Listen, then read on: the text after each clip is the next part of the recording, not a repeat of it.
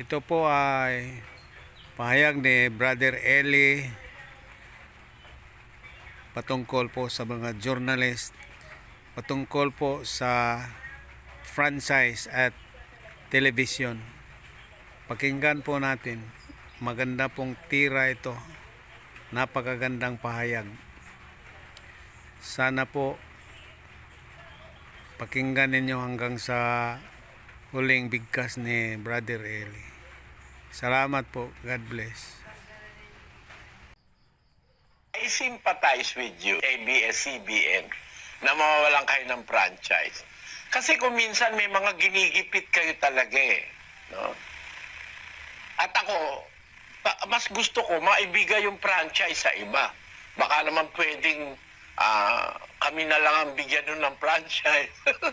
Dahil wala kaming franchise. Mabigyan nyo kaming franchise, benta nyo na lang sa amin yung inyong...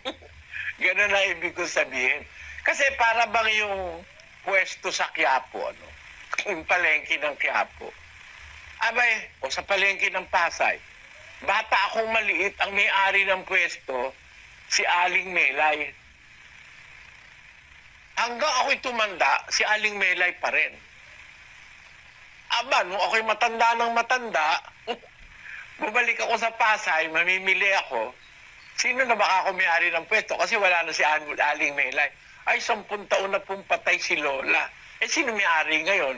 Kami po, mga apo. Sabi ko gano'n. Bakit gano'n? Sana, sa Biblia kasi hindi gano'n eh. Na isang tao lang ang may-ari ng isang bagay na dapat pinakikinabangan ng marami. Sana, after 25 years na ikaw franchise holder, after 25 big years, ibigay naman sa iba, diba? Para ang gobyerno hindi naka-tie up sa mga nasa media. Kasi that is a way of disciplining power. Ang media kasi, tinan mo yung nasa media, ang paniwala nila, kaya yabang ng marami. Kung kausapin ng presidente, akala mo kausap niya lang, kapwa niya. Parang ang feeling ng mga journalist, mataas pa sila sa presidente, mataas pa sila sa vice president, mataas pa sila sa senador, kasi nasa media sila. Yun ang hindi magandang epekto ng media. Kasi malaki impluensya ng media sa populasyon, sa sambayanan. Ang sabihin ng media, lalo na yung mga concerted media na mayroong baton, may hawak ng baton. Pag sinabi ng boss mo, ito imarka mo yan. Biktima ako niyang ABS-CBN at saka yan GMA7. No. Kaya masasabi ko, siguro, dapat na after 25 years, iba naman ibigay. Baka gusto nila sa amin naman ibigay yung franchise para magka-television naman kami. Para kumita na rin naman kami. Kasi may television nga ngayon kaming pinagsasayin papawiran, wala naman kaming kita. Dahil ang kawang gawa yung tinatawag ngayon na public service channel. Maraming mga services, mga ginawa ng kapatid na Daniel, mga free.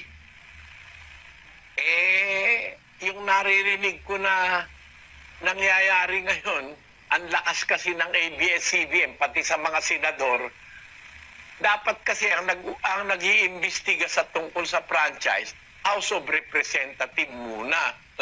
Ngayon, lumundag. Pumunta na sa Senate. Ewan ko kung ano sasabihin ng Supreme Court ng Pilipinas. It's a jump. Kasi ang legal process, it is the House of Representatives that grants the franchise. Bakit lumundag sa Senate? Malakas ba kayo sa Senado? I sympathize with you, ABS-CBN, na mawawalan kayo ng franchise. Kasi kung minsan may mga ginigipit kayo talaga eh. No? At ako, mas gusto ko maibigay yung franchise sa iba. Baka naman pwedeng kami na lang ang bigyan nun ng franchise. Dahil wala kaming franchise. Mabigyan nyo kaming franchise, benta nyo na lang sa amin yung inyong... Ganun ang ibig ko sabihin. Kasi para bang yung pwesto sa Quiapo, ano? Yung palengke ng Quiapo. Abay, o sa palengke ng Pasay. Bata akong maliit, ang may-ari ng pwesto, si Aling Melay. Hanggang ako'y tumanda, si Aling Melay pa rin. Aba, nung ako'y matanda ng matanda, bumalik ako sa Pasay, mamimili ako. Sino na baka ako may-ari ng pwesto? Kasi wala na si Aling Melay. Ay, 10 taon na pong patay si Lola. Eh, sino may-ari ngayon? Eh, kami po, mga apo. Sabi ko gano'n. Bakit gano'n? Sana, sa Biblia kasi hindi gano'n eh. Na isang tao lang ang may-ari ng isang bagay na dapat pinakikinabangan ng marami. Sana, after 25 years na ikaw eh franchise holder, after 25 big years, ibigay naman sa iba, diba? Para ang gobyerno hindi naka-tie up sa mga nasa media. Kasi that is a way of disciplining power. Ang media kasi, tinan mo yung nasa media, ang paniwala nila, kaya yabang ng marami. Kung kausapin ng presidente, akala mo kausap niya lang, kapwa niya. Parang ang feeling ng mga journalist, mataas pa sila sa presidente, mataas pa sila sa vice president, mataas pa sila sa senador.